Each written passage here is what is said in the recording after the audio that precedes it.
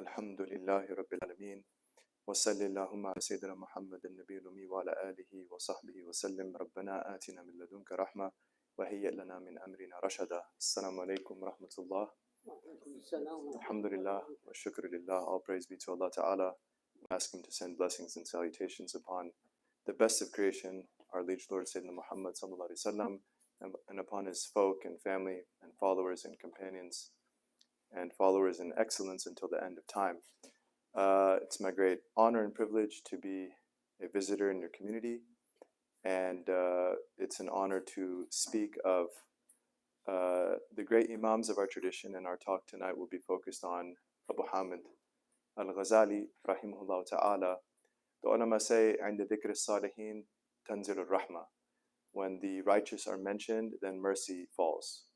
And so one of our intentions is to receive the divine mercy from Allah by remembering this great Imam who our scholastic, scholarly heritage regarded as a righteous man. And only Allah knows the realities of human beings, but this is our good opinion and good estimation of Abu Hamid al-Ghazali. His name is Abu Hamid al-Ghazali, not to be confused with the more recent scholar of the last century, Muhammad al-Ghazali. So sometimes if you go to bookstores and you see books authored by Muhammad al-Ghazali, that's the Egyptian scholar from the last century. But this is Abu Hamid. Normally, from 900 years ago, 900 plus years ago, he is Abu Hamid, although his name incidentally is Muhammad. So he is Abu Hamid Muhammad ibn Muhammad ibn Muhammad ibn Ahmad al-Ghazali. And he died in the year 505 after Hijrah, which corresponds to 1111 on the Common Era. So to preface our reflection, I wanted to mention how Imam Dhahabi introduces the Imam. So Imam Muhammad al-Dhahabi was a student of Ibn Taymiyyah. And this is relevant in this context because it's well known that Ibn Taymiyyah disagreed with Abu Hamid al-Ghazali on certain issues. For example, the place of logic in Islam. Ibn Taymiyyah felt that there's no need to have a distinct science of logic, mantiq. And he tried to refute the logic as a distinct science because he said that people are either intelligent enough to not need it, so it's superfluous, or they don't have the capacity to think critically in the first place, so it won't even help them. So Ibn Taymiyyah's opinion was that you're either too intelligent already and you don't need logic, or you're at a level where logic won't help you. And the response of the ulama of our tradition that recognized the place of logic, who followed Abu Hamid's opinion on the issue, that logic is a science, an important science of the religion as a tool science, as an instrumental science, is that only accounts for a small percentage of humanity, that maybe 5% outliers are smart enough that they don't need logic, and another 5% are at a level where logic may not help them. The 90% in the middle, this is why logic is a distinct science. So Ibn Taymiyyah is a critic of Abu Hamid al-Ghazali, yet al-Dhahabi, who is his direct student, he writes a biography of Ghazali. In his compendium, he has a 28 volume in the modern print edited by Sheikh Shu'aib al-Arnaut rahimahullah ta'ala, that 28 volume compendium of biographies of scholars, starting from the companions and then their students all the way through history until his time. In his entry of Abu Hamid al-Ghazali, he begins by calling him a Sheikh, al-Imam, al-Bahr, Hujjatul Islam, wa Ujubat al-Zaman. So this is the student of one of the critics of Ghazali. He begins by calling him the Sheikh, the real scholar, the Imam, the exemplar of a scholar, Bahr, an ocean in his knowledge and wisdom, Hujjatul Islam, which is his title that was by and large accepted by mainstream Sunni scholarships since Imam Ghazali for the last 9 centuries, which means the proof of Islam, and Ujubat al-Zaman, the wonder of his age, the wonder of his age. So that's noteworthy. And the title Hujjat al-Islam, the proof of Islam, in other words, if we really reflect over the person and the intellectual and spiritual project of Abu Hamid al-Ghazali, rahimahullah, we will recognize the truth of Islam itself. It'll be another proof of the innumerable proofs of this religion. This religion is, Allah Ta'ala revealed the Quran emphasizing the ayat of Allah that the cosmos is filled with. The cosmos is replete in the heavens and the earth, fil barri wal bahr, on land and on sea, fil afaqi wa fi anfusihim, on the horizons, every direction we look at, and in our own souls, the psychology of man. All of these are what? Ayat of Allah Ta'ala. And our Prophet ﷺ came with proofs, and the Quran is the greatest of those proofs. But perhaps as an extension of the Quranic proof is the impact and the transformation that the Quran has on human souls. And so Abu Hamid al-Ghazali, according to mainstream Sunni scholarship, was so impacted, was so transformed by the Quran and Sunnah, that he received the title by his colleagues and those like him afterwards, the ulama of Islam, as Hujjatul Islam. He's another proof of the many proofs of Islam. La ilaha illallah. So a bit on his biography. As we said, he was born in the year 450, which corresponds to, we said the death date. So he was born in the year 450 after Hijrah, which corresponds to the year 1058 on the Common Era. And what year did he die? 1111, which after Hijrah is what? 505 after Hijrah. So how many years did he live? 55 lunar years. 55 lunar years. Not a very long life in quantity, but a great life in quality. And this is because of what's called barakah. Allah Ta'ala gives increase in a limited aspect, will give more and more blessings. So he was born in Tus, which is in an area that used to be called Khurasan. So today, parts of Afghanistan, Iran, kind of in that region. Tus is in modern day Iran. And at a young age, he was orphaned. So he had a younger brother, Ahmed al-Ghazali. So Abu Hamid is the older brother, Ahmed is the younger brother. Their father was a very pious man who lived a life of poverty. He was not a wealthy man. And he loved knowledge. And so, but he could not be a scholar himself because of his life circumstances, but he loved knowledge. So every day after work, he would attend the majalis of the fuqaha. He would attend the gatherings of the jurists and the scholars.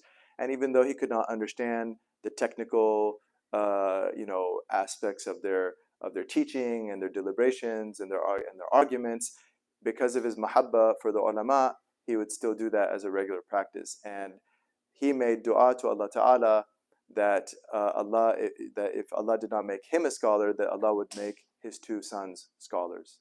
And this is what happened historically. Abu Hamid, the older brother, and Ahmed, the younger brother, were both scholars in their own right. So they were orphaned at a young age, and the father gave a wasiyah before he passed away to another man of piety, an ascetic, someone who had detached himself from the dunya and had given himself fully to the life of devotion. So he was another poor man in that neighborhood, and he gave the wasiyah, his counsel and request that this man take care of the two young orphans. And so this local man of piety took care of them as their guardian until the little bit of money that the father had left ran out, and he told them, I can't afford to take care of you anymore. So he enrolled them in the local madrasa as a way to just make sure there is a roof over their heads and food on the table. And Imam Ghazali later said that in the beginning we sought knowledge for the sake of other than Allah. He was intending the fact that they did it for enough dunya to be taken care of, food and shelter, but Allah refused that knowledge be sought for other than the sake of Allah. And so that was one of his reflections on this. So they entered, both young boys entered the local madrasa, and they began their formal education under a sheikh there, Ahmed al-Radhakani. And then as they grew up older, they were ready for the next stage.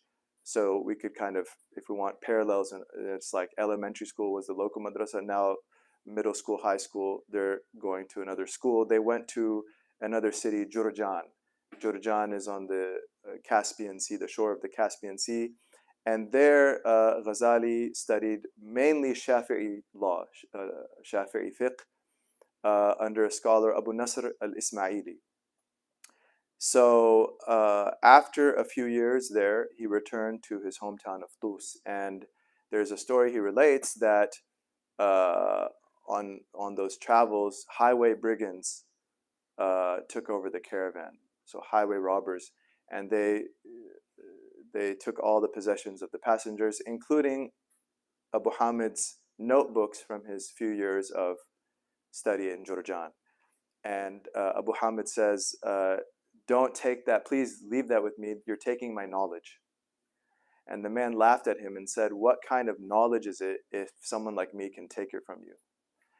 And Abu Hamid said, he said, "I realized antaqahu Allah Ta'ala alladhi antaqa kulla shay."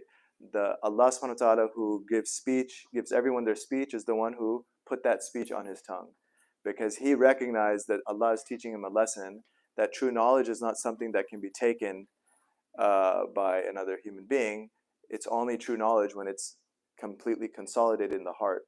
So when he returned to Tus after his studies, he spent 3 years memorizing everything he learned in Jurjan.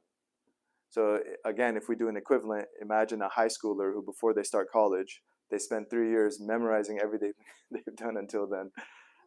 He's really a wonder. He was a genius amongst geniuses, radiyallahu ta'ala anhu, rahimahullah ta'ala. And then when he was around the age, in his early 20s, he then went to Nisapur. Now Nisapur, also in Persia, was a major center of scholastic center. A lot of ulama were there historically. And this we could equate, as a rough parallel to undergraduate and postgraduate studies. Undergraduate and postgraduate studies. So you could say a bachelor's, master's, and PhD. That's equivalent to what he went to Nisapur for. And he did that in 5 years. And in those 5 years, so this is his most formative period of study. And there are two main shuyukh that the biographers note that he spent time with. One was the greatest Sunni theologian of kalam, of scholastic, of philosophical theology, and faqih, jurist of the Shafi'i school of that generation. Widely held as to be the greatest Shafi'i faqih and Sunni mutakallim of that generation, which is Imam al-Haramain Abu al-Ma'ali al-Juwayni. Al-Juwayni is to this day studied in different madaris and seminaries and colleges in Sunni tradition. His books are, they were of lasting impact. They were transformative in the sciences he wrote in. So Usul al-Fiqh before him, transformed after him. Theology before him, transformed after him. So he was so impactful. He was, and this is something that the ulama mention when reflecting on Abu Hamid's life, is the Allah's destiny. This is from the destiny, the qada and qadr of Allah, that what teacher the great student will find, and what student the great teacher will find. So this is also from the destiny of Al-Juwayni. This is from the destiny of Juwayni rahimahullah. This is from the destiny of Abu Hamid al-Ghazali, and the books of Aqidah like Imam Tahawi's Al-Aqidah al-Tahawiyah, and some cite it as a prophetic narration. Wallahu a'lam. Kullun muyassarun lima khuliqa lah. Kullun muyassarun lima khuliqa lah. Everyone's destiny will be facilitated for them. Every single human being's destiny will be facilitated for them. Allah has a destiny for each of us, and then Allah will give a taysir, a facilitation for that destiny. So the fact that these two historically legendary scholars of our heritage happen to be teacher-student relationship in Nisapur is really something to marvel at. And Imam Ghazali was passionate about everything Juwayni had to offer. So Juwayni, Imam Subki, Tajuddin Subki, another Shafi'i jurist who wrote a compendium of Shafi'i scholars, Tabaqat al-Shafi'iyyat al-Kubra, about 2 centuries after al-Ghazali. in his entry for in his biography of Ghazali, he says that Abu Hamid absorbed and mastered from Juwayni numerous sciences. So theology, fiqh al-Shafi'i, usul al-fiqh, ilm al-khilaf, the science of difference of opinion in our tradition, dialectics, the science of argumentation and how to defend an argument, the al-hikmah and the philosophical sciences. So these are what are called the aqliyat, the rational sciences of the religion. This is his focus. And he was so adept, he was so accomplished that in the lifetime of his teacher, in the presence of his teacher, so during his 5 years in Nisapur, he started publishing books that were accepted by the ulama. Now, if we do, again, a rough parallel to today, a PhD student, the great achievement and the great accomplishment and what overwhelms the time and effort of a doctoral student is to simply complete their thesis in a manner that they can defend and it's accepted by the committee to such that they are awarded their PhD. But it takes anywhere from another 4, 5, 6, up to 10 years, sometimes 20 years before they can take that thesis and get it to a level where they can publish it and it'll be recognized by their peers. Abu Hamid rahimahullah, amazingly, is publishing books as a quote-unquote doctoral student under Juwayni, and that's accepted by his peers. This again, these are small points that we can recognize in the biography to appreciate. These are glimpses of what is happening. And to the extent that Al-Juwayni rahimahullah, when he was asked, tell us about your different students, when he would speak of Abu Hamid al-Ghazali, he says, Abu Hamid al-Ghazali bahrun mughdiq. He said, Abu Hamid al-Ghazali is an ocean that overflows. And some even said that what's meant by this adjective, overflowing, is that if you're around him, you'll drown. Because he was so strong in logic and argumentation that no one could stand in his vicinity and hold their ground. He would just overwhelm them. And some might have said maybe Imam Juwayni himself felt the pressure of such a bright student. And we say rahimahumullah for all of them. But this is, these are the, just the level of and the knowledge. Inshallah, we'll get to this in our concluding reflections on the life and legacy of Abu Hamid al-Ghazali, rahimahullah. But this is something worth emphasizing for our families, our communities, is the centrality of knowledge. The centrality of knowledge. We're not able to necessarily mimic the type of education these great imams had. Obviously not. But there should be some modicum. We should always center our family life, center our community life, center even our friendships through knowledge.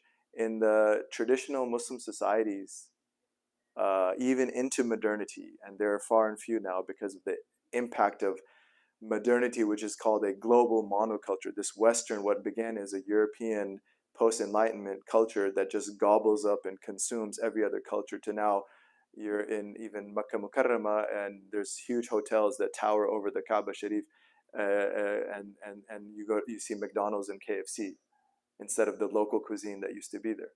That this global monoculture has destroyed all local cultures, including Islamic traditional cultures. But in our traditional Islamic cultures, whatever remnants that are still there, may Allah preserve and revive them. Even friendships would revolve around knowledge. So when friends get together, they would go to the masjid, sit with the sheikh, benefit 15 minutes. They would read from some text, some hadith, commentary, some tafsir, some book in fiqh, some book in usul, just to get a connection. And then they would go and spend time together and maybe go to the park, go to the garden. This was suhbah. It's centered on knowledge. And we should try to revive this. Like, the young people that are in college, find good friends and center your friendship on something of knowledge.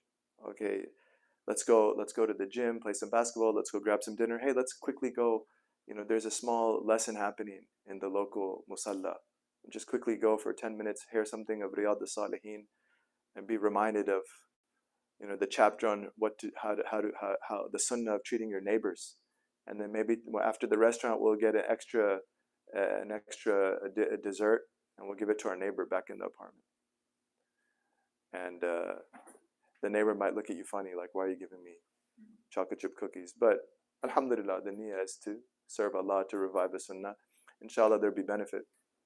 So this should be something that one of the early reflections we can have is this is the way of the great imams of our tradition. Life started with sacred knowledge, and then this is the foundation, and everything else stems from that. So Abu Hamid is Bahr Mughdiq, and remember we began Dhahabi's description. He said, Shaykh al-Imam al-Bahr. That came all the way from Juwaini. That was his own teacher's, right? His own teacher's description of the bright student.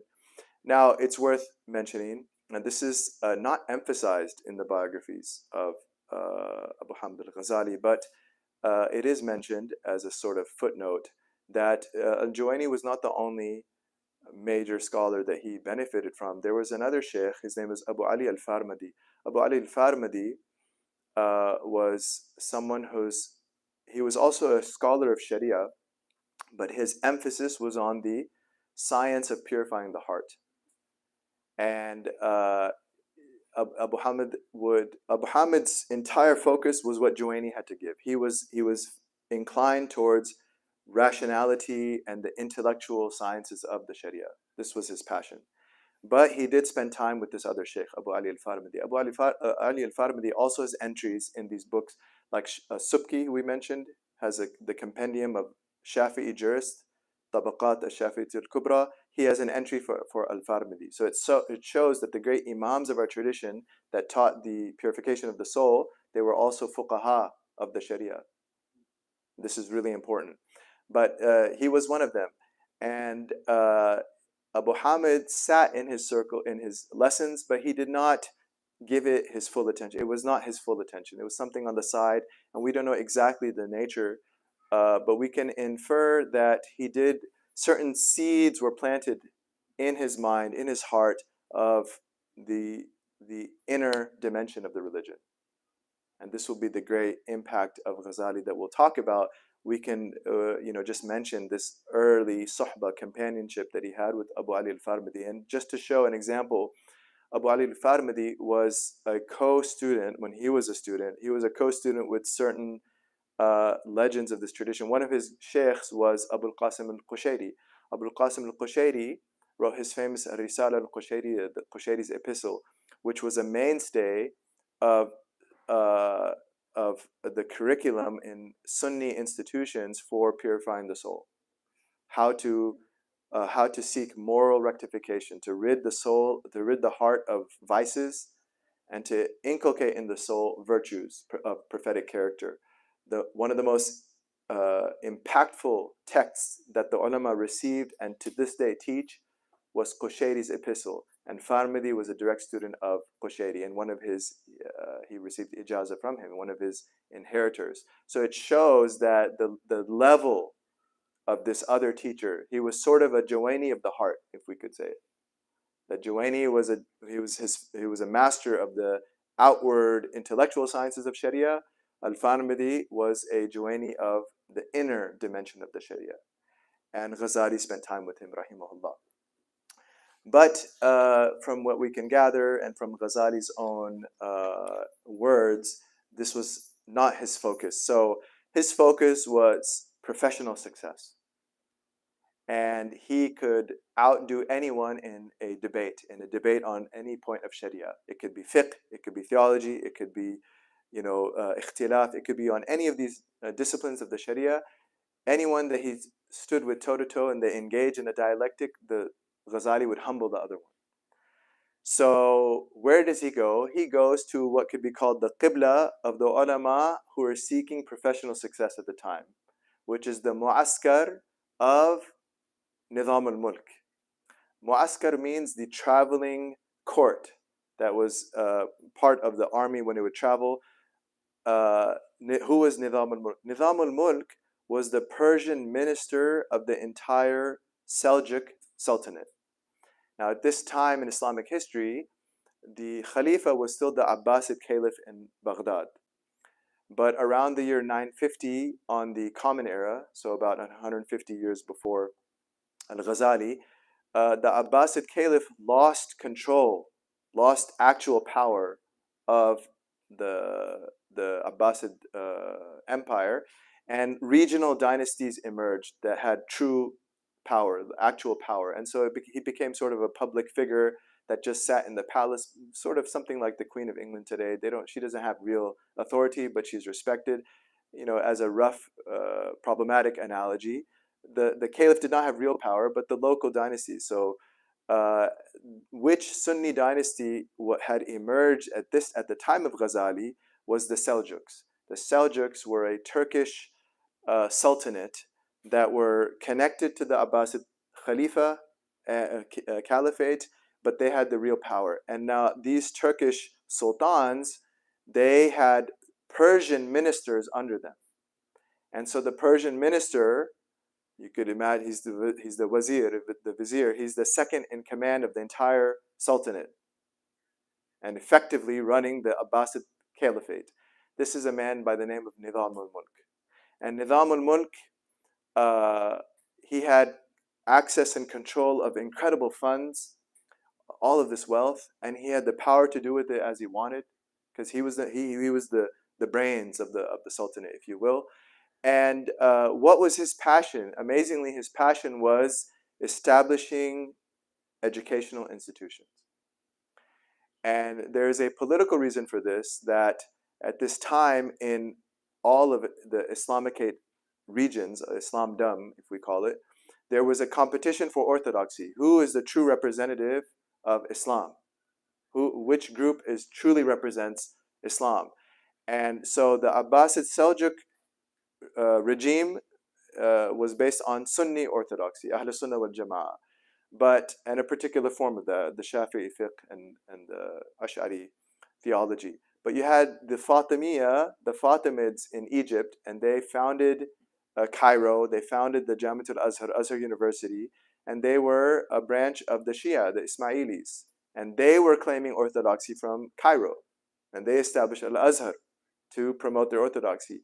And they had these du'at, these people that went all across the Muslim lands to make da'wah to their version of Islam.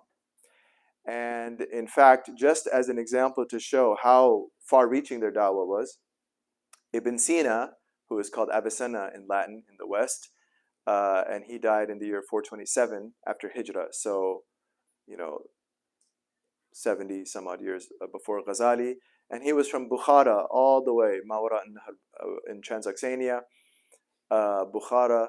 In his biography, he said that when he was a little kid, his father would receive guests, these du'at of the Fatimiyya, these Ismaili people who propagated Ismaili teachings. And the young Ibn Sina would listen from the next room. He was like a little boy. And he would hear their arguments as to why their version of Islam was correct. And he said he could point out the mistakes in their reasoning as a young boy. And that's a whole other story, the story of Ibn Sina, although it's related to Ghazali. And we'll mention a little bit, inshallah. But that's just an example to show these du'at were going everywhere. At the same time, a offshoot of the Ismailis were the Nidaris, and the Nidaris engaged in political violence for the sake of their da'wah. So they took over this mountain Alamut, and Hassan Sabbah, their leader, he would actually have them go out and engage in political violence. These were religious extremists, and they tried to they would assassinate key leaders and public officials and leaders, all the way attempting for the caliph and the sultan themselves of the Abbasid Seljuks in order to undermine the Sunni regime. And this is the origin of the word assassin, because they are called hashashin.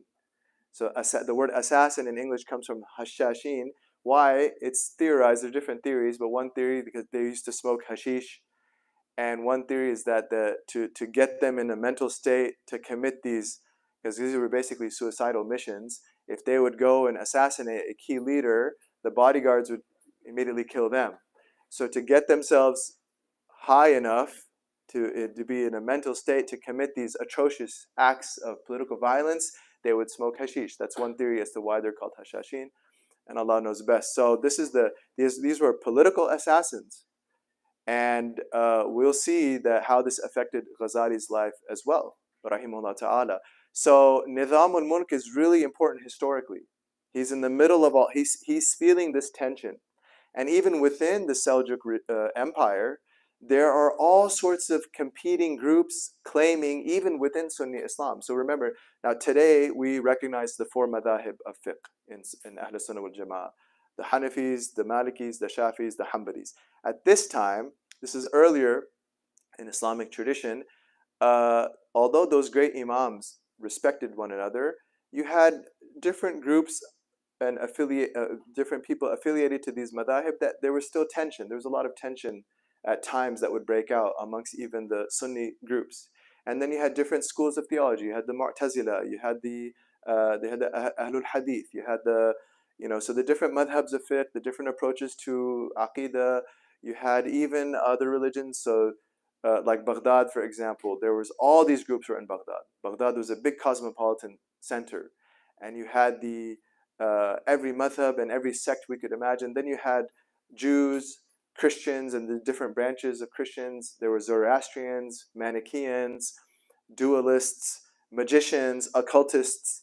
And this also relates to the Ismailis, because the Ismailis, they were also called the Batiniya. They believed in an esoteric reading of the religion, which is going to be relevant to Ghazali's story as well. So you had these groups that would reject the clear outward of the Sharia because they had some type of esoteric way of reading the Quran and Sunnah, which was undermining the Sharia itself. So Nizam al-Mulk is at the center of all of this, and he wants to establish Orthodox Islam and this also, there's a political advantage because it keeps the empire held together. So what does he do? He establishes these madaris nidamiya, these nidamiya seminaries and colleges all across the Seljuk lands. The biggest one was in Baghdad, the main nidamiya campus, but all the way into Nisapur and across the Seljuk lands. And just to give an example of the impact, one Western historian of education, Mehdi Nakastin. Mehdi Nakastin has a book, History of Islamic Origins of Western Education. History of Islamic Origins of Western Education. In that book, Nakastin says the following about Nizam al-Mulk. He says, quote, "Altogether, Nizam al-Mulk made the greatest single contribution to education in founding and extending an almost universal system of schools, madrasas, throughout Eastern Islam," end quote. This is a historian of education that it's hard to find, even in other civilizations, someone that had a larger impact on education itself. And this is throughout Eastern Islam, because he's just simply excluding like the Maghreb, Morocco, West Africa. This is all the way from Iraq and Sham all the way east into the Caucasus region. So this is very powerful. And again, we go back to the qada and the qadr, Allah's decree and destiny in the life of Abu Hamid al-Ghazali. This will be the person whose court, now we go back to his biography, he sets out to connect with Nizam al-Mulk. So in this court, the mu'askar of Nizam al-Mulk would have these public debates of ulama. Scholars would come from all over and engage in public debate. And this would be something of a spectacle. So something akin to like sport events today, where people are gathering and they're seeing who's going to win the competition. As a rough, again, problematic analogy, that this is in terms of culturally what was happening. So this is something of a spectator sport, if you will. And Ghazali goes now he's in his late 20s, early 30s, and he destroys everyone in the debates. I mean, no one can stand toe-to-toe with him. And these are scholars perhaps in their late 40s and 50s and 60s, and they're just so humbled by the young, precocious genius Abu Hamid al-Ghazali. And he's so impactful that Nizam al-Mulk appoints him to be a full professor in the top Nizamiya college in Baghdad itself. And there's indications that he had to fire 2 professors to cut for the Ghazali's spot. And this is in the year 484 after Hijrah, so he was 34 years old at the time. At the age of 34, he is appointed, and you can imagine now his colleagues in Baghdad at that Nizamiya, again, professors in their 50s and the 60s, and here comes this intimidating, overwhelming ocean of a person, Bahrun Mughdiq, Abu Hamid al-Ghazali. And he is now in Baghdad. We said this cosmopolitan city with all these different groups and all these different sects and competing claims to the true version of Islam. It's the capital of the Caliph, the Abbasid Caliph himself. This is a major intellectual hub of the time. This is the center of Sunni Islam. This is the Nizamiya College of Baghdad.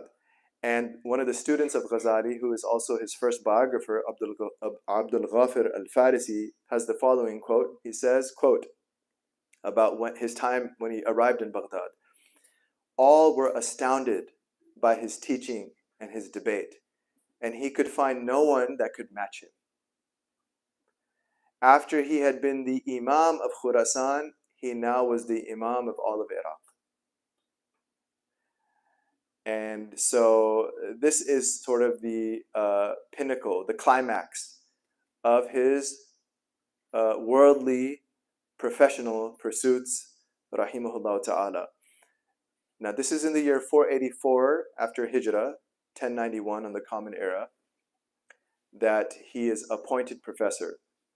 The very next year, 485, 2 assassinations take place of the highest leaders of this empire, Malik Shah, the Sultan of the Seljuks, and Nizam al-Mulk, the Vizier of the Seljuks. And they happened within 3 weeks of one another. Within 3 weeks, the major patrons who had sponsored Abu Hamid and all of these colleges and the Sultan himself were assassinated. So within a year, now politically, instability is affecting.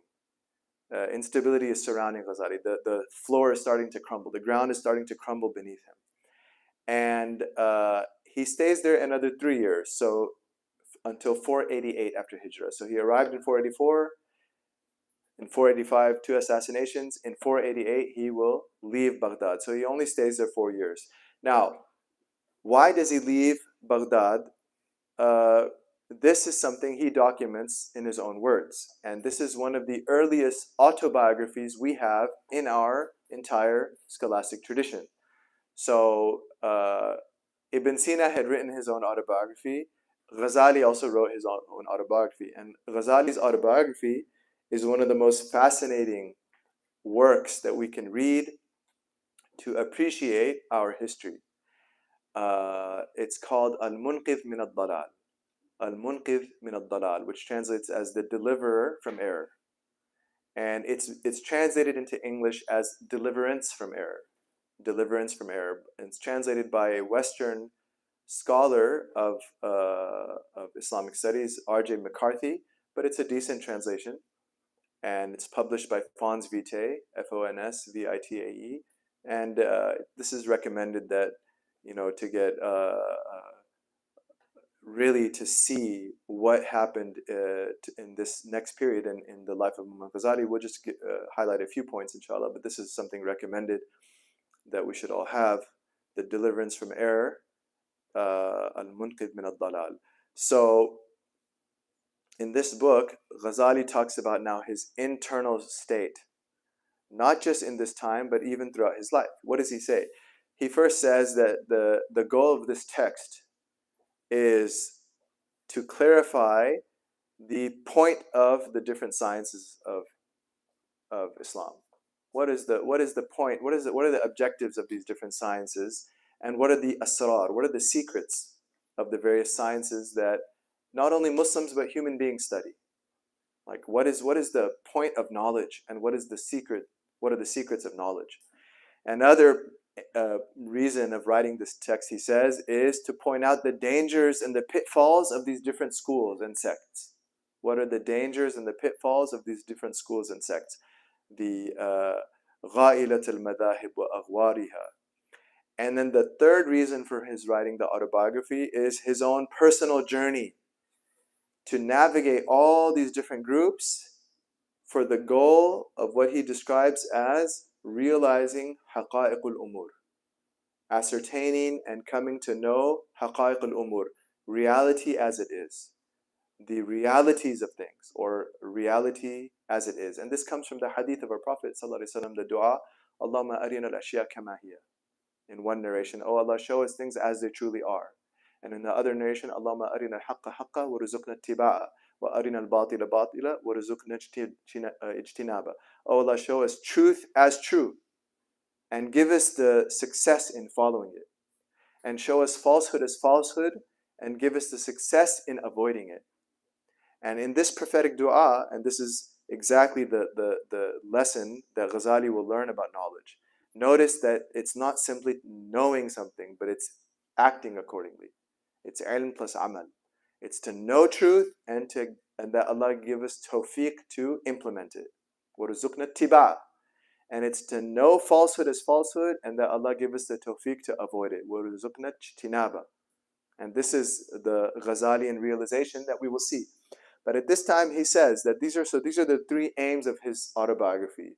What is the nature and the point of the different sciences and their secrets? What are the dangers of the various groups? And his own personal journey in trying to discover the true nature of things, حقائق الأمور, because he wants yaqeen, he wants certainty, not merely likelihood. So the first part, he says that ever since he was a young boy, he had an insatiable intellectual thirst. Anytime he heard of any group or any science, he could not simply get exposed to it. He had to dive deep and to grasp it fully. Whenever he came across a claim or a different group, he would dive and try to understand it as deep as he could. But he says that he got to a point where if his goal is to know truth as it is, he has to appreciate what exactly is knowledge. If the goal is to have knowledge of truth, then he had to figure out what is this thing knowledge, and what is the nature of knowledge, what is the reality of knowledge, what are the limits of knowledge. So he started getting into a deep deliberation, contemplation over what exactly is knowledge. And without going into the exact detail of his thought process, we'll simply summarize to say that he started getting frustrated with certain confusing thoughts about knowledge. The Imam rahimahullah started getting confused about certain aspects of knowledge. How exactly do we know things? And this is, it's different than, for those who are familiar with modern Western philosophy, which I don't recommend. It's often characterized as similar to what Descartes did, of critiquing knowledge until he could find the absolute basis of it. But it's not Cartesian in that way. It's not similar to Descartes.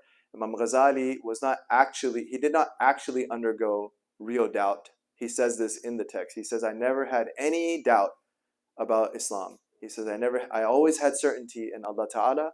I always had certainty in Sayyidina Muhammad Sallallahu Alaihi Wasallam as the final and last messenger and the universal messenger for all of humanity, Sallallahu Alaihi Wasallam. And I always had absolute certainty in the teachings of the Quran, the Akhirah, the reality of Akhirah. So his Aqidah was fully intact. But these are more, we could say, like feelings that were bothering him. This discomfort and this confusion that he did not allow to affect his heart, if that makes sense.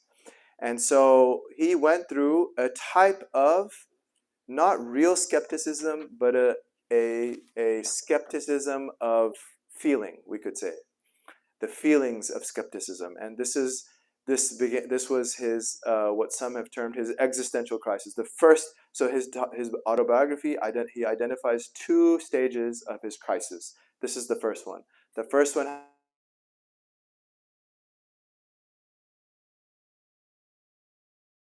for 2 months. And this is a direct quote, the Faqir's own translation of a passage from the autobiography. He says, rahimahullah, quote, "This malady," so this was like a disease affecting his heart, "this malady became incurable." He could not get rid of these feelings. And it lasted nearly 2 months, during which I had this type of skepticism with respect to my feelings, but not in terms of my beliefs, until Allah Ta'ala directly cured me from the disease. So the resolution of these thoughts of skepticism was, in his own words, direct intervention from Allah Ta'ala. Allah Ta'ala cured him of the disease. He says, "My soul returned to sound health and balance, and I returned to accepting these foundational principles of knowledge and certainty." And he says, "This restoration did not occur because of constructing a logical proof." So he's the master of logic, and he could outdo anyone when debating logic. But this internal confusion he had, in his own words, he says, it was not because I was able to construct a proof, but rather it was by virtue of a nur, a light, that Allah Ta'ala cast into my heart. And this light is the key to most forms of knowledge. This light that Allah casts into the heart is the key to most forms of knowledge. And this is also narrated, it's related to Imam Malik when he was asked, what's knowledge? He says, Nurun, that Allah Ta'ala casts into the heart. The same expression. So this is what the early Imams of the Salaf also said, that true knowledge is a light that Allah. So this is Ghazali's experience. He says that that's how this got resolved, and this light is the key to most forms of knowledge. So whoever presumes that the unveiling of truth, kashf, depends on detailed arguments has constricted the vast mercy of Allah Ta'ala. And when Allah's Messenger ﷺ was asked about the alama, the sign that a person has received this light, he said, quote, ﷺ, to retreat from the abode of delusion, Darul Ghurur, which is Hayatul Dunya, to retreat away from Darul Ghurur, and to turn with inaba, to turn with one's entire approach of life, their way of living, to the Darul Khulud, the everlasting abode. To be detached from the low abode of dunya, and to be committed, to be focused on the dar of the akhirah. And Allahu Alam as to the sihha of this as a hadith, the wording, but the ma'na is clear from the Quran and Sunnah. The meaning of this is clear from the Quran and Sunnah. So that this was the teaching of our Prophet ﷺ, the sign of a heart of light is the person is focused on the akhirah and not attached or addicted to the dunya. So regarding this first stage of his crisis, which had to do with the nature of knowledge, we can appreciate that the solution has to do with the nur of Allah Ta'ala, the nur from Allah Ta'ala. We can also appreciate that based on this hadith that he cites, that the nature of this light is that the person has an ethical the ethical imperative. In other words, that they are pursuing the virtues of prophetic character. So the moral component to knowledge. The moral component to knowledge. As we said, ilm plus amal. Ilm plus amal. Knowledge is not abstracted information, but it's transformative.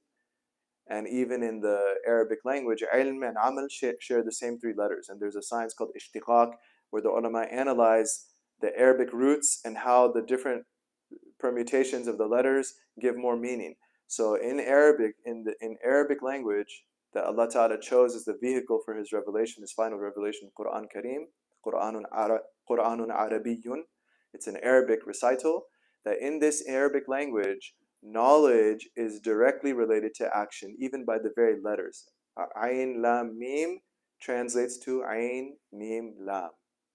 Ilm Amal. And then if you transmute it again, Lam Mim Ain, Lama means to glow, to shine, illumination. Because if we implement knowledge, and if we learn and we implement prophetic teaching, Allah puts more nur in the heart. And what was knowledge itself? Nur in the heart, nurun ala nur. It continues, light upon light, light upon light. This is the Ghazalian realization.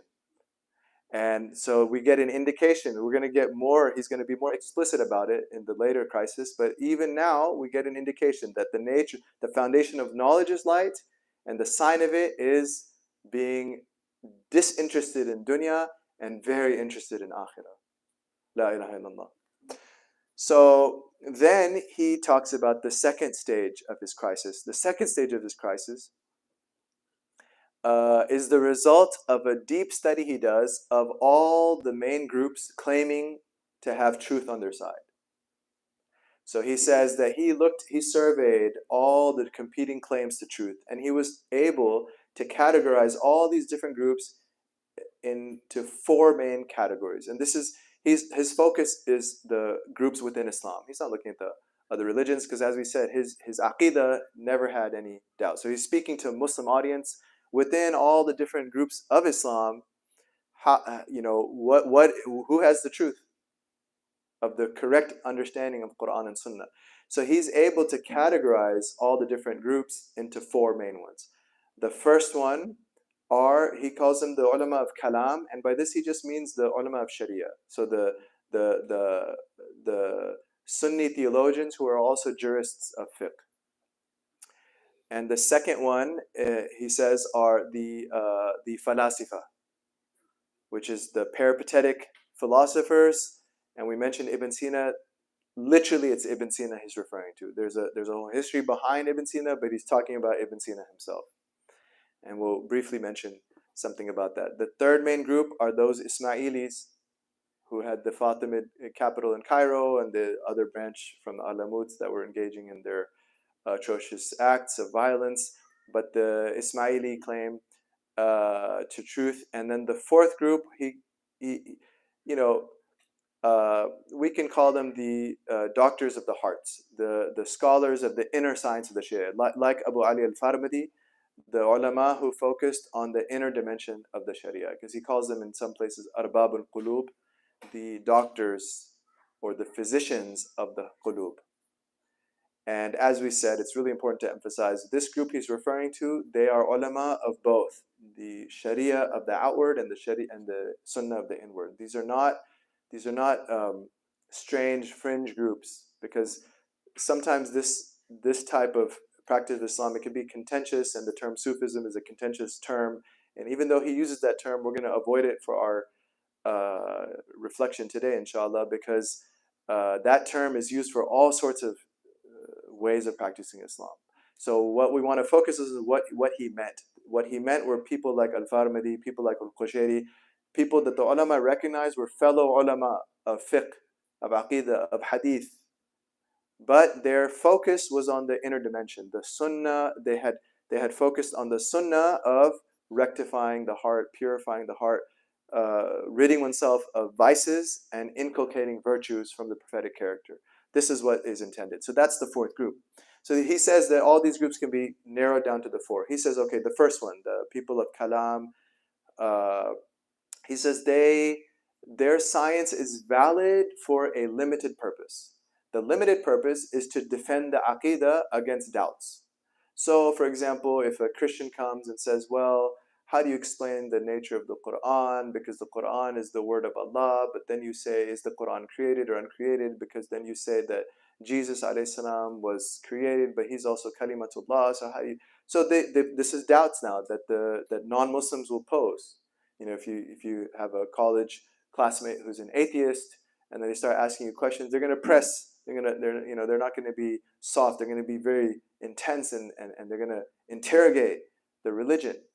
And so the aqidah is one and the same. Our aqidah is the aqidah that the Sahaba conveyed from the Prophet ﷺ, that the Salaf, the early pious Muslims, preserved for us. The aqidah of Islam is one and the same. But there are going to be new questions in each as Islam expands, and there's new people that the Muslims encounter. All sorts of new questions are going to arise that the Salaf may not have been asked.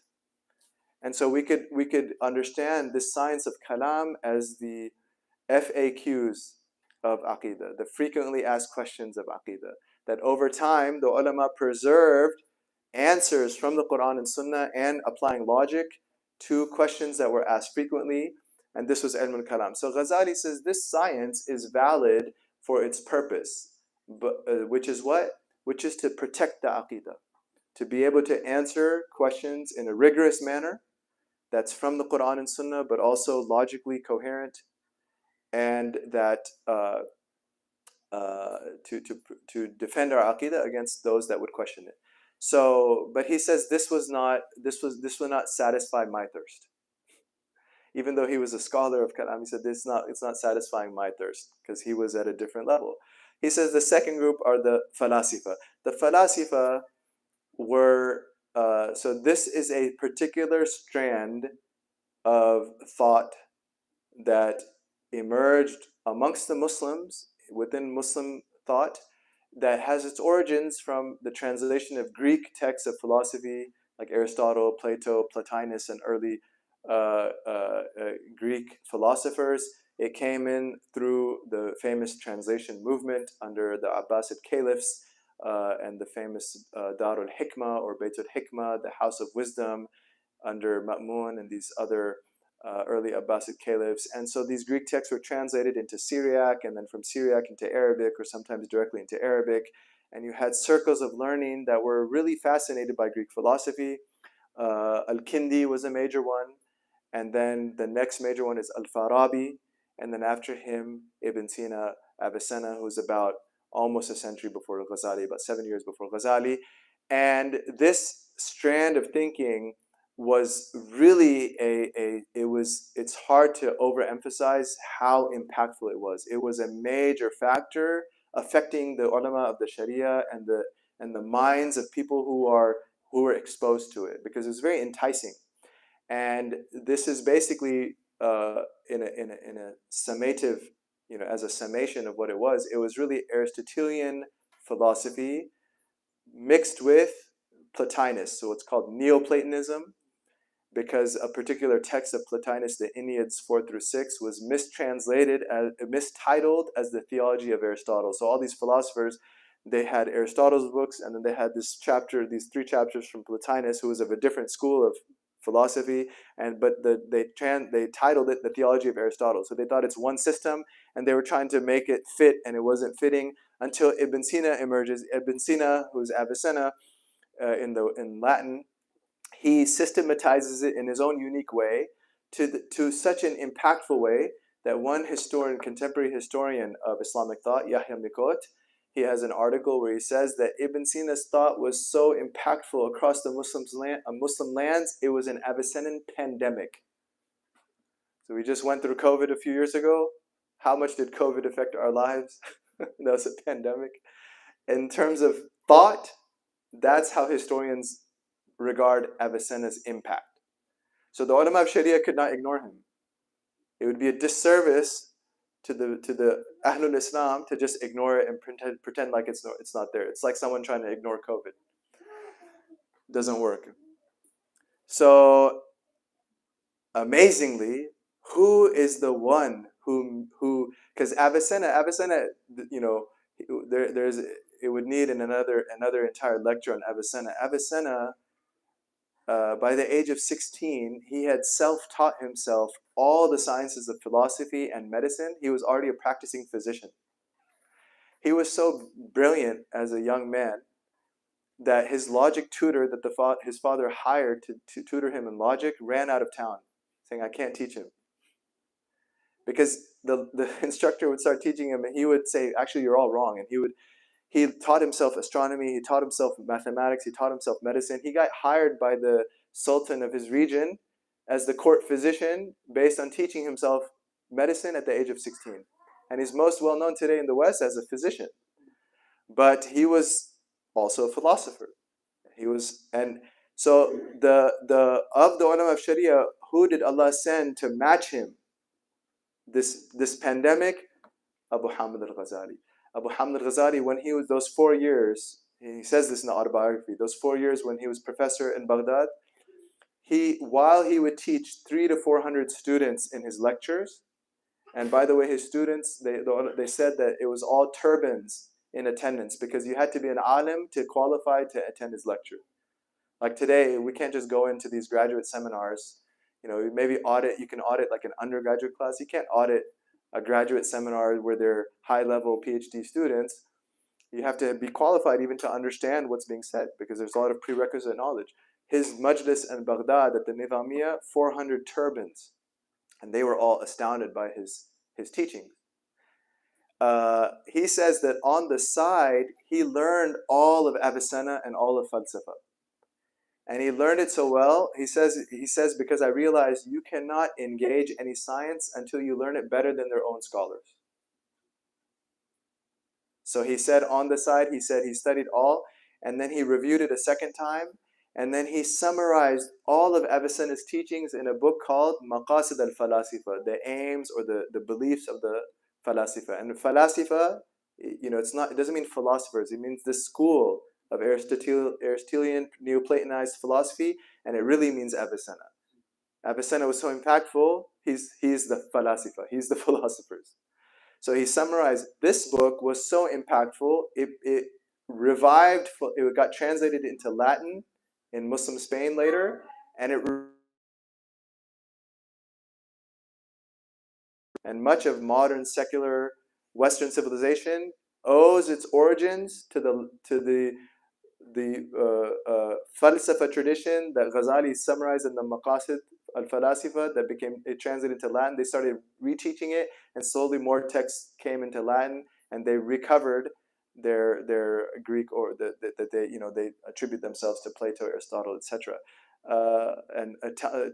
Thomas Aquinas of the Catholic tradition, he's constantly referring to Ghazali, and then Avicenna, etc. So that's his summary. Once he summarizes it, he says, now I want to refute it. So he writes a book, Tahafut al-Falasifa. Tahafut is when something crumbles and falls. It's the collapse of something. It's translated as the incoherence, but it really means the collapse or the precipitance of the philosophers, i.e. of Avicenna. What does he do? He identifies 20 beliefs, and this is the genius of Ghazali here, rahimahullah, that other ulama had tried to refute the falasifa, but they would mainly quote Quran and Hadith. And that's noble in the intention, but it was not effective to the readership, because the readership, they were fascinated by the way of these philosophers, which is logical argumentation, pure reason. This is what fascinated the readership. So, and then these philosophers, they would say, well, we interpret those ayats in a different way. And so they would simply say, they never said that they rejected Quran, but they had their own interpretation, even though the ulama of Sharia did not agree at all with those interpretations, but that's what they claimed. So the readership, people in the middle, were getting confused. So what does Ghazali do? He refutes them on their own terms. And what are their terms? They said that the way to know truth and certainty is through what's called burhan, logical demonstration, a logical argument where every premise is at the level of certainty, and therefore the conclusion is at the level of certainty. And these were masters of logic. So Aristotle's entire corpus of logic, what's called the Organon, was translated into Arabic, and Avicenna wrote his own Organon. In fact, Avicenna's book on falsafa, which is called Ash-Shifa, the cure, the contemporary publication from Cairo is 10 full volumes, heavy volumes. And some historians have said there's no more powerful exploration of philosophy from a purely philosophical lens than Avicenna, even more than Aristotle and Plato. This is who Ghazali was dealing with. It's worthy of reflection.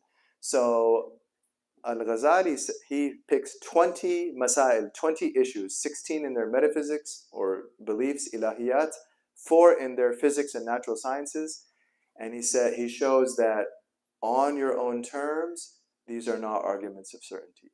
And he shows fallacy after fallacy. Here's a fallacy here, here's a fallacy here. This premise is unproven. This premise is a bias that you have. This premise you just took because Aristotle said it. You're just so impressed with these Greeks. You never proved it. It's not based on certainty. So he pokes holes using their own system, logic, demonstration, to show they fail on their own criteria. It's the incoherent, it's the tahafut, the crumbling down of Avicenna's entire system. This book, Allah Ta'ala used this book to protect Ahlus Sunnah wal Jama'ah from a creeping system that would have damaged the very foundations of our beliefs. And this is an amazing moment of our history. But Ibn Sina, Al-Ghazali rahimahullah, he does not reject everything of the falasifa. He says the logic is neutral. Logic in and of itself is a neutral science, and it can be used to do great things. And he says their ethics and their politics, he says, in fact, it's just taken from the Greeks got it from earlier prophets.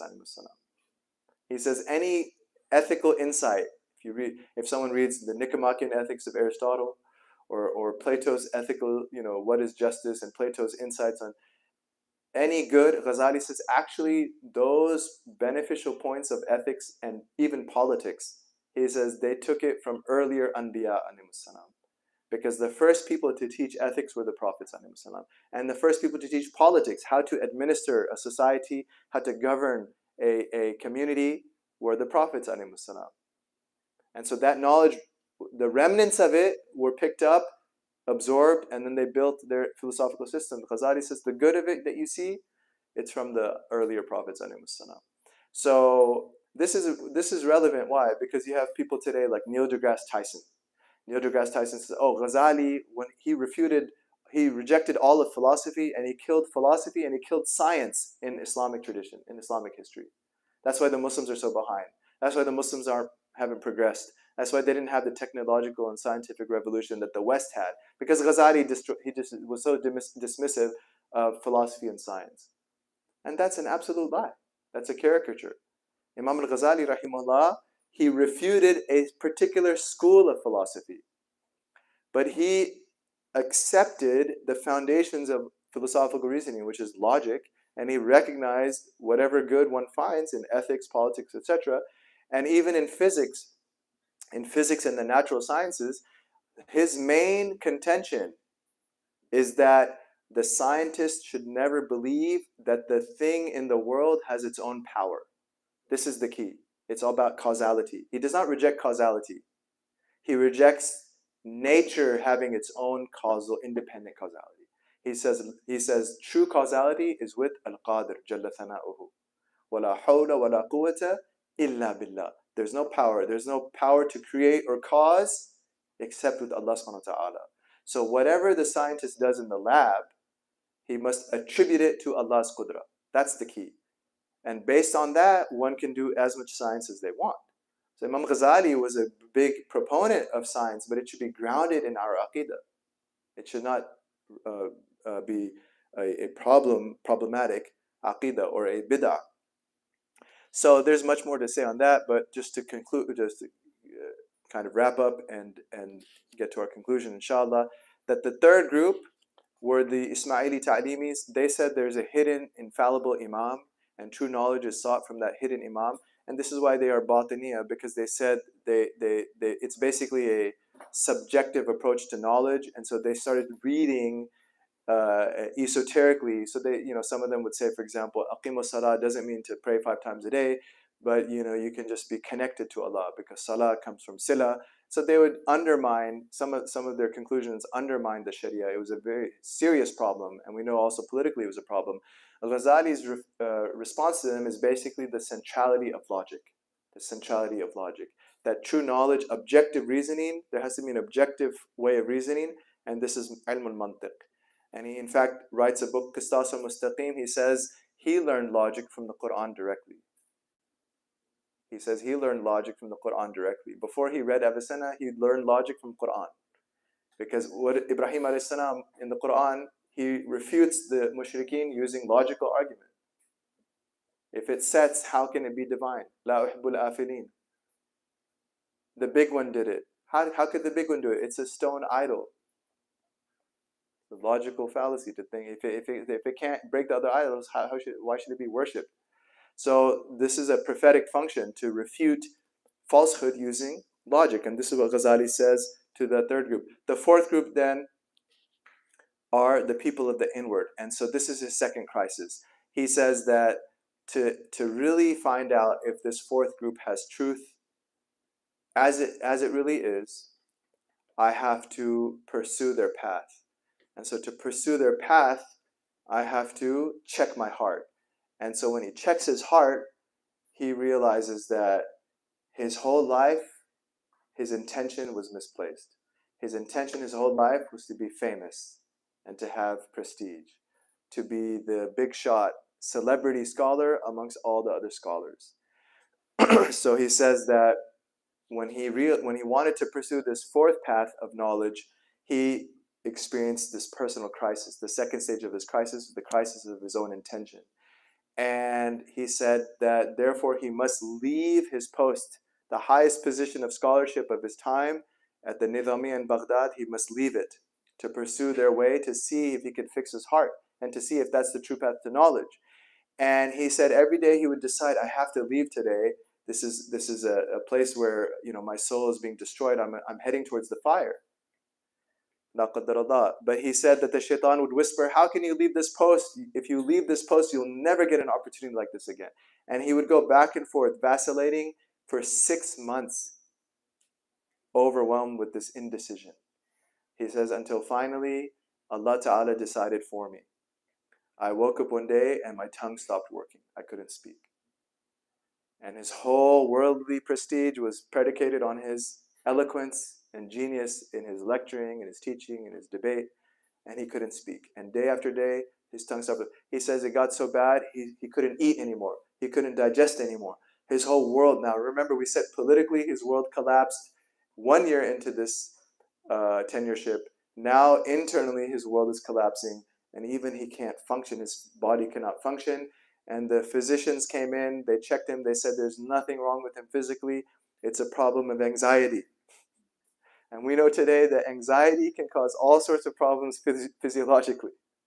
Almost any ache and pain, almost any digestive, there's sometimes it can be caused or exacerbated by anxiety.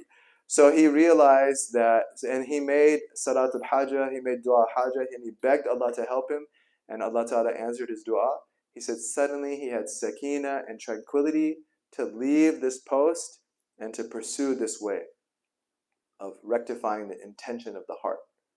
And so then he gave enough money to his wife and kids to make sure he fulfills his responsibility of taking care of his family. And he told the world, because he's the most famous alim alive, and so they wouldn't let him just leave. So he told them, I'm going for the Hajj, and he intended more than the Hajj. And so he left, and he went to Damascus, and even to this day, the minaret in the Umayyad Mosque where he would spend his time is marked as the minaret that Ghazali was there. He spent 2 years. He went to Quds in Jerusalem. He made his Hajj and Ziyarah of Medina Munawwara, the Prophet ﷺ. And for 2 years, what does he do? He's fully implementing the teaching of these arbab al-qulub, the purification of the heart, the teaching of these physicians. He is making dhikr of Allah. He is in solitude. He is working on disciplining the soul, purifying his heart. At times, he's sweeping the masjid as where he's unrecognized, and he's the street sweeper or the masjid janitor, the greatest scholar on earth, being a unknown masjid janitor, to make sure, to see if he can fix his heart. He says, quote, for 10 years I persisted in this practice. And during my sessions of seclusion, things that cannot be even described were shown to me. But I will say the following. Here's his conclusion.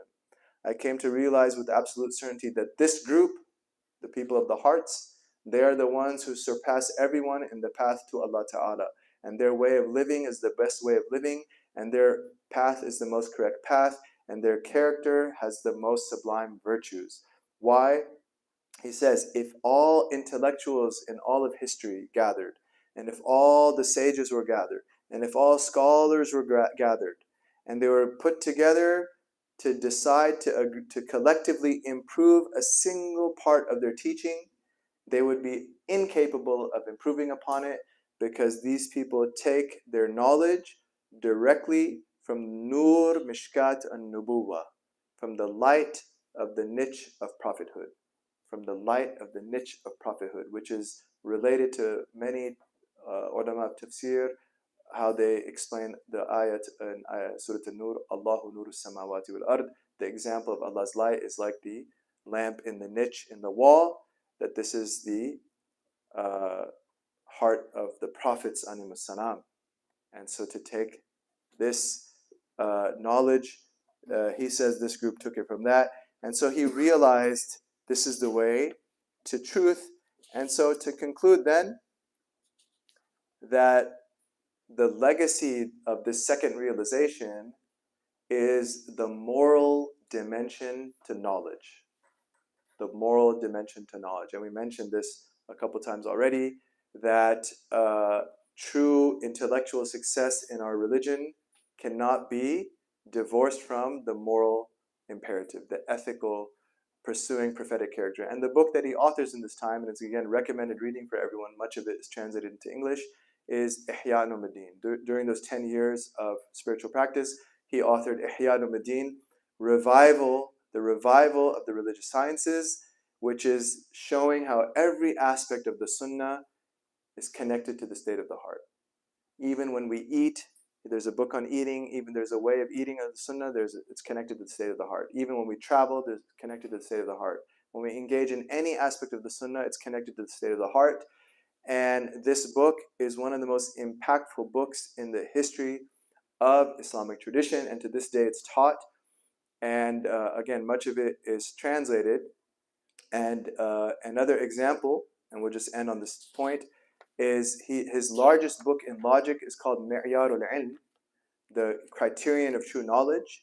And he says at the end of it, this book is to prepare you for the next book, Mizan al-Amal, the scale of ethical action, because the two go together, ilm and amal.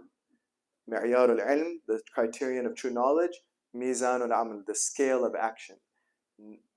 Theory and practice.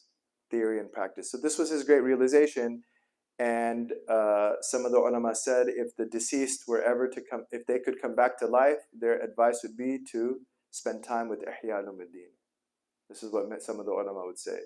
And so this is a book, it's a very transformative book, and it's really, if we want to appreciate more of the legacy of Imam Ghazali, we could do a lot worse than spending time with the Ihya Ulumuddin. So we ask Allah Ta'ala for tawfiq and taysir. We ask Allah Ta'ala to connect us to these great imams of our tradition, to make us realize in the outward beauty of the Sharia and the inward beauty of the Sharia, the outward beauty of the prophetic way, the inward beauty of the prophetic way, and that Allah illuminates our hearts, Allah subhanahu wa ta'ala illuminates our hearts with true akhlaq and nubuwwah, prophetic character. Wa sallallahu ala sayyidina Muhammad an-Nabiyyul Ummi, walhamdulillahi rabbil alameen, wa afu minkum.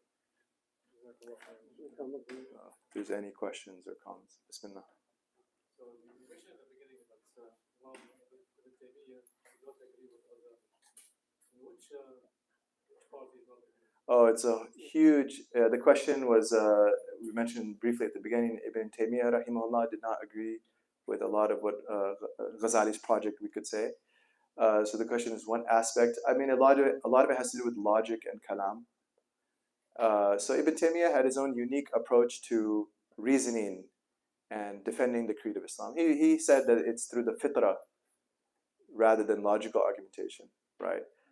But so that's a debate in our history, and you have different ulama that Ghazali's approach appealed to them, others Ibn Taymiyyah's approach appealed to them, and this is part of the different colors of the rainbow of Islam. So there's a response of the ulama that incline more towards Ghazali's way, which is that if you're going to debate an atheist, for example, if you just say it's in your fitrah, they're going to say, I can't find it in my fitrah. So, but if you use logical argument, then if you're able to show them that it's logically necessary that Allah Ta'ala is real, subhanahu wa ta'ala, that the Prophet is a true Prophet, sallallahu alaihi wasallam, that the Quran is a divine revelation, then many people will be impacted more. So this is a different of approach, but we say rahimahumullah for all of them. Yeah. Any questions? Yeah. You mentioned that strand of philosophers that they took from Aristotelian knowledge and Neoplatonism.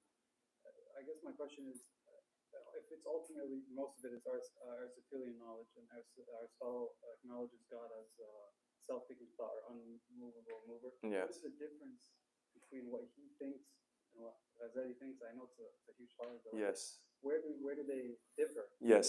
I think they say the same thing. It's a great question. So the question was that falsafa tradition took much from Aristotle, and Aristotle affirmed some sort of belief in the divine, the unmoved mover. So what exactly is the difference between Aristotle's metaphysical views and Sunni Islam, for example, Ghazali rahimahullah, and all Muslims, in fact?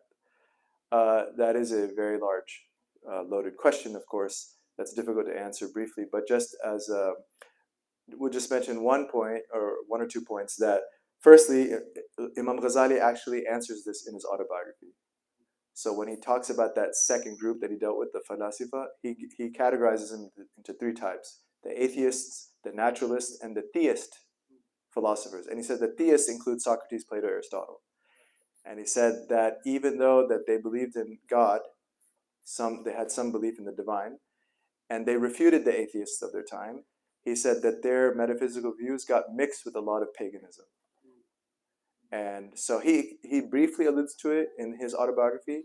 And generally speaking, that basically when we read the Quran, it's a very different, Allah Ta'ala presents himself subhanahu wa ta'ala very differently than a type of abstract Greek philosophical. So Aristotle, he realized something of truth, unmoved mover, but there was a lot of paganism affecting his thought. And of course, Allah Ta'ala has revealed himself in the 99 beautiful names and attributes and the creator and sustainer of the heavens and earth. And so there's a lot, Allah Ta'ala is more directly, كل يوم هو في شأن. Every moment, every day, every moment, Allah is engaged in great affairs. So this, هذا خلق الله, this is the creation of Allah. So, وإذا سألك عبادي عني فإني قريب. The Aristotle's unmoved mover is ba'id. It's very distant. But Allah Ta'ala has revealed that He's very near. And He's closer than Hablul Wali, the jugular vein or carotid artery of every human being. So, Wallahu Alam, I think the Quran will give us a clear answer to that question. Yeah. Alhamdulillah. Bismillah. Assalamu alaikum. Thank you for speaking with all of us. It was very insightful. I kind of wanted to go off the question that you brought up to you. So you mentioned that Imam Ghazali, he said the Greek philosophers, they got their ideas from previous prophets.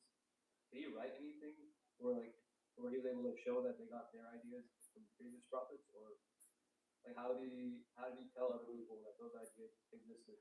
Wa alaikum assalam. And the question is, did Imam Ghazali sort of clearly delineate how those Greek philosophers got some ideas from earlier prophets, right? First of all, it's important to highlight that he says some of their thought, and of course not all of it. There's a lot of paganism that they embraced. That's a very good question. He does not clearly give his reasoning. He's not presenting it as a historical, here's my historical argument, like based on historical research. Perhaps because he does say that in his time of devotion to Allah, different things were shown to him. And we believe in ilham. Ilham is a valid form of knowledge in the Sharia. And there's many hadith. The hadith says that there were previous community muhaddathun, that Allah would give them inspired knowledge. And in my community, if anyone is that, Umar ibn al-Khattab. And we know that up to a dozen times, Sayyidina Umar ibn al-Khattab, radiallahu anhu, his opinion was confirmed by Quran. And he had, there's also, he had, for example, Ya Sariyat al-Jabal, that he was giving khutbah in Medina once, and Sariya, the general, so many hundreds of kilometers away, I believe in Persia, that the enemy was coming from where? In Yemen? Yemen, Jazakumullah khair. In Yemen, that the army was coming from around the mountain to ambush him, and Sayyidina Umar from Medina says, Ya Sariya, the mountain, and Sariya all the way in Yemen heard that call and turned around to meet the enemy. So the ulama mentioned ilham is a reality. In the Sharia, it's there. And so perhaps it was that. We don't really know exactly, but this is something that it was his opinion. I believe that it was Persia. It was Persia. So everyone can do homework. Check where was Sariya, rahimahullah. when he heard this karama, this special, Allah gave a special gift to Sayyidina Umar to warn him. Any other questions or comments? Bismillah. Bismillah. Shit, a lot of questions. Bismillah. The first one was Ibn Taymiyyah's student who praises Imam Ghazali. Did he learn that from Ibn Taymiyyah, or was that part of the general kind of adab of the time, where he didn't disparage the scholar, but he criticized the idea? Is that something from Ibn Taymiyyah? Yeah, to repeat the question, did Imam Dhahabi, the student of Ibn Taymiyyah who praises Al-Ghazali, did he get that from his teacher, or is that the question, or is it cultural? It's more than cultural. Yeah, so Imam Dhahabi would not. I'm not sure. I'd have to spend more time to see, like, if it's something he got from Ibn Taymiyyah. I need to spend more time with Ibn Taymiyyah, rahimahullah. Admittedly, I have very limited reading of Ibn Taymiyyah, rahimahullah.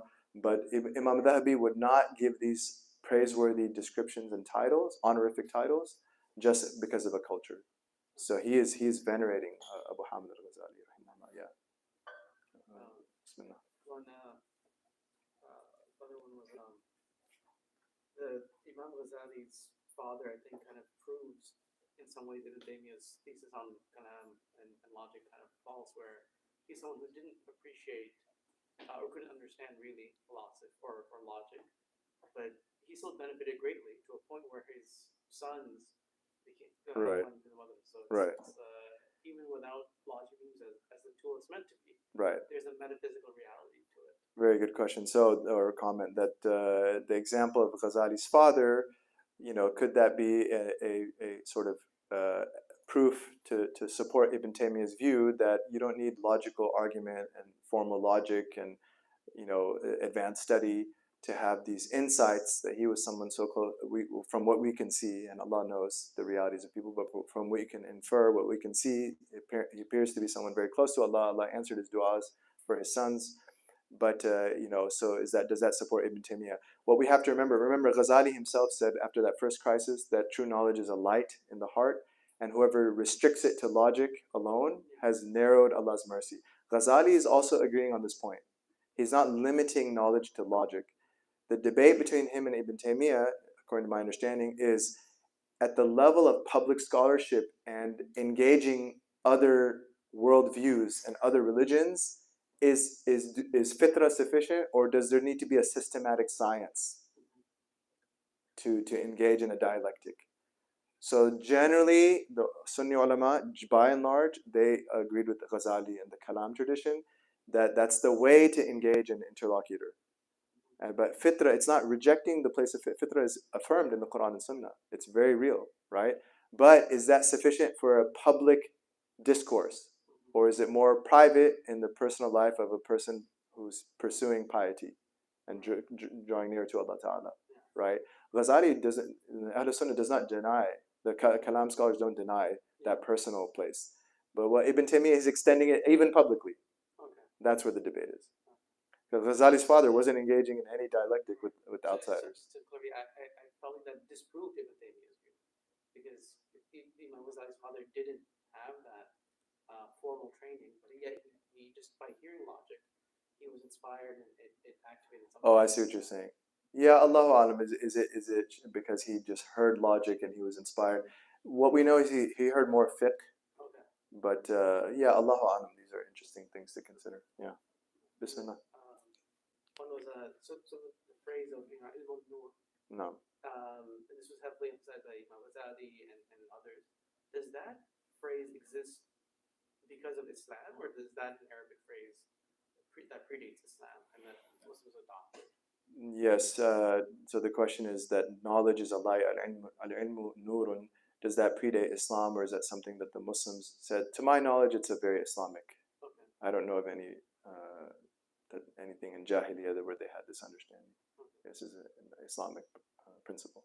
And then just the last one was Bismillah. the difference, and this is, I guess, a big one, is the difference between Ghazali's approach of criticism and poking holes in something versus the Western approach of skepticism. Like, what's the, I guess, big divide in that? And then as Muslims, like, personally, I believe that Islam can go through any sort of fair criticism or for a critique, and will still come out unscathed because it's not from us, it's from Allah. What is the difference that makes the Western modern approach so valuable, where something as negative as Islam doesn't, it undermines in view, like how we would understand Islam, not because Islam is at fault, but because the means of criticizing it are at fault. All right, could you repeat the? I'm not sure I understand the question exactly. So Imam Ghazali had the whole period where he reflected and then rethought logic and all those points. Right. But he kept his aqidah strong. Correct. But in the Western tradition, they question like the basis of faith. Correct. Well. Yes. But with the Western tools, oftentimes, because they're flawed, it results in breaking your faith. So what's the difference in what? Yeah. So the question, what's the difference between what Imam Ghazali did in his first sort of quote unquote skeptical crisis of these strange feelings he had, and the Western approach of skepticism and questioning every foundation of things. I mean, that's also a major topic that requires a lot to address. But the ulama of Ahlus Sunnah and someone like Imam Ghazali rahimahullah would say that the Western philosophers did not apply logic properly. So when they're claiming that they've kicked the tires of every thought and every worldview and every principle and foundation of different understandings, and then they have their conclusions today, the ulama would say that their mode of philosophizing is full of fallacies. It's full of fallacies. That belief in Allah Ta'ala is logically necessary. Allah Ta'ala's reality is logically necessary. So when a person has when they're taught the traditional way our madaris would teach theology, they would show the logical necessity of Allah's reality. And so Western tradition, they are fallacies. This is how we would, even cogito ergo sum, I think therefore I am. That's a fallacious, because one's existence is self-evident, and by definition, something that's self-evident, there cannot be a proof for it. You can't construct a proof for something self-evident. So even by pure logic, it is. Which is why when Imam Ghazali brought logic in as a formal, detailed science of Islam, the ulama of Ahlus Sunnah, by and large, there's always exceptions, but by and large, the mainstream, they accepted it. It became, to this day, it's a mainstay in seminary curriculum. Why? Because they recognize that these tools, when they're applied to Islam, it is a perfect fit. Yeah, and this is why that book Al-Qistas al-Mustaqim, the Just Balance, Imam Ghazali said he first learned logic from the Quran. So Allah Ta'ala himself prescribes logical thinking, and this is the way prophets engage with their interlocutors in the Quran. We know Ibrahim a.s. had scripture, Suhufi Ibrahim wa Musa. Yet look at how he engages the people who reject him. He's showing their logical fallacies. So this is a prophetic function. This is why one of the necessary attributes of prophets is fatana, supreme intelligence. That's a necessary attribute of all prophets. Wallahu a'lam. Any other concluding? Bismillah. Salam. Very engaging talk. Beautiful. You took us through time and space. And it's also nostalgic, but at the same time, we feel so disconnected, being Muslims, right, here and now, from this amazing, mesmerizing tradition. What would be, in your opinion, the lessons that we can apply in our personal lives as individuals, maybe a current or future family, parents, to balance professional success and our deep desire to seek knowledge, Islamic knowledge, and have that purity of the heart. MashaAllah, barakallahu fikum. So the question, what's some, practical advice to in our times, in our contexts, in our professional lives, in our family lives, to apply some of the lessons from today and Ghazali's example and how to rectify the heart. So just, to Allahumma salli ala Muhammad. First of all, I should have maybe made a disclaimer. No one should do a Ghazalian leaving their professional life in it. So, these are exceptional case studies, and Allah Ta'ala has His wisdom, but the ulama will say, stay where Allah has put you until Allah is the one who removes you. So, if Allah is opening doors of success, especially in one's studies, education, professional lives, then just stay with that. This is a tawfiq from Allah, and we should give gratitude for that. So, and one does not need to do what Ghazali did for moral rectification. The way of Islam and the way of the Sunnah of the Prophet ﷺ is to do it where Allah puts us. Wherever we are, we should be always striving to improve ourselves, the states of our heart. So that's one thing. I think to connect with the great legends of our tradition like this, like our kids should know about these great figures. We should raise our families. These are the celebrities that we should look up to. Now the kids know about every strange person on the screen and who has all the glitter and the glamour, but these people are not role models. These are the role models, the great imma. So we should have reconnect to these great shuyukh and scholars, and of course the best are the salaf and the companions, and of course our Prophet ﷺ, the seerah, the life of our beloved Prophet ﷺ, and then also to read their books. Much of what we mentioned today is available in English, and so to get a copy of his autobiography, to appreciate the life of Imam Ghazali, his realizations, to get a copy of as much of the Ihya Ulumuddin as one can get, the revival of the religious sciences. Much of it is translated into English, published by Islamic Text Society, ITS, published by Fons Vitae. These are excellent translations by and large. And so to start with that, to try to see, approach local scholars, go to the masjid, the seminary, that's local institutions, to see if different teachers can teach some of these books. So if there can be a dars of Ihya Ulumuddin, and to make it maybe a 10, 15-year plan that the sheikh will cover, or maybe a group of instructors will cover for the community, the entire Ihya Ulumuddin. And it doesn't have to be reading letter by letter. They can summarize, it can be discussion based. You can do a book club with friends and family or colleagues. We should be creative, and at work we're required to be creative, think outside the box. How do we get the company to the next level? We should be creative in our own Islamic education, come up with fun ways, family, friends, community, local instructors, and try to, even a little bit of Ihya Ulumuddin, if a person reads it, reflects on it, it'll be so transformative. So that's my nasiha to myself and to others now. Bismillah. Well, just thank you very much for this presentation. The first thing, priority, we put priority as a professional, and some ones in the field of study dedicated. First thing, this is the Quran. Yes. كلام الله سبحانه وتعالى, and tafsir. Yes. They read the tafsir. Yes. They will study the seerah. Yes. They will study the seerah of Sahaba. Yes. Tabi'in.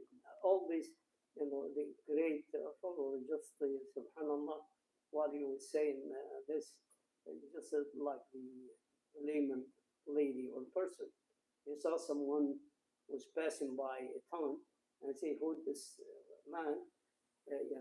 She said, do you know who this person is? This is the one, he wrote a book about 1,000 to prove of Allah. The answer of the layman, he said, oh, if he wrote 1,000 reasons why Allah exists, you must have 1,000 of doubt about Allah. Mm-hmm. Okay, so Yeah. I would say we concentrate on studying the Quran, tafsir. Absolutely. Yes. Jazakumullah khair. Yeah. So the comment, Jazakumullah khair, was that we should focus on Quran and tafsir and seerah and the lives of the companions radhiyallahu anhum. And we would say absolutely. There's 100% we agree. We will add one point though. One of the great contemporary scholars of Islam, Sheikh Abdul Hakim Murad, who's also known as Dr. Timothy Winter. He is a specialist on Imam Ghazali. He said that if you look at Ihya Ulumuddin,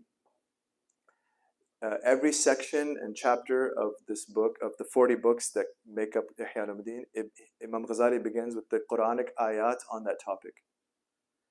And Dr. Winter says, if one were to take all the Quranic ayat and to put them in the order of the Mus'haf, and then to have the Ihya passages underneath, they would have one of the best tafsirs in our history. So absolutely we begin with Quran, absolutely we begin with tafsir. And by the way, much after the tafsir, he gives the examples of the Salaf, companions, hadith, companions, and the early Muslims. So we're in full agreement, but what we're inshallah presenting and reflecting on, it matches this nasiha, inshallah. It's a form of reading tafsir, inshallah. Yeah, wallahu a'lam. Yes, bismillah. I wanted to add on to what the brother asked you earlier. He was talking about how we can use like Western thinking to kind of like prove them wrong if they have any criticisms about Islam. You mentioned Imam al-Ghazali, he'd walk through his opponent's reasoning, right? And that way he validates the opponent, and then he walks them through their own reasoning, like you mentioned, and then he points out the inconsistencies. I think we as brothers, or like everyone in general, right? We can validate the other person, walk them through their thoughts, and then you help them expand on their own assumptions, and then they'll probably realize like I made the wrong assumption, right? And it goes into the Western. I'm losing my train of thought. But the Western thing that he mentioned, like people here say you're innocent until you're proven guilty. So it always like the onus of someone proving you wrong lies on them, right? I think you talked about that with the Imam. He let other people try to prove him wrong. He walked them through it, and then he showed them. So I think that kind of answers his question. It also kind of ties into what you said. Barakallahu fikum. Very good comment. Yeah. So yeah, the point showing that Imam Ghazali's approach of showing his interlocutor that on their own assumptions their conclusions don't follow, and the faults in their reasoning, the fallacies in their reasoning, and that if we engage with different people, different non-Muslims today who have different assumptions, especially about Islam, that we could do something similar. And we should just make sure that we have some type of grounding if we're going to do that. Some type of we've studied at a certain level, and we have good teachers and people that we can go to make sure when we have questions that it doesn't cause. So it's so long as one has that prerequisite knowledge, then to do that that is a powerful approach. Yeah. Alhamdulillah, shukrillah. طيب, I think that's all. Barakallahu feekum. We ask Allah Ta'ala for tawfiq and taysir, and that Allah Ta'ala revive the centrality of knowledge and ethics and all of the beauty of the Sharia in our lives, in the lives of our communities, and in the Ummah at large. Wa sallallahu ala sayyidina Muhammad and Nabi Ummi. Walhamdulillahi Rabbil Alameen. Barakallahu feekum. Wa iyaakum. Alhamdulillah.